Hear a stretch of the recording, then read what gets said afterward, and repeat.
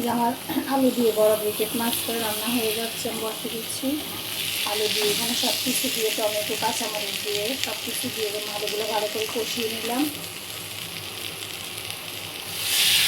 এখন একটু ফুটানো পানি দিব, সামান্য পরিমাণে ফুটানো পানি দিলাম। ভালো করে বলক আসলে আমি মাছগুলো দিয়ে দিব।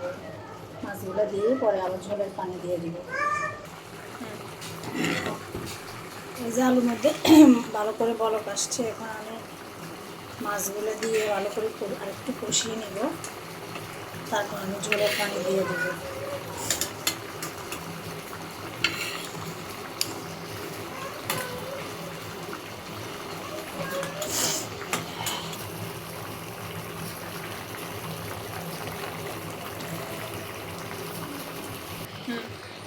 মাছটা হয়ে গেছে, এখন ধনে পাতা দিয়ে দিয়েছি, নামিয়ে ফেলবো।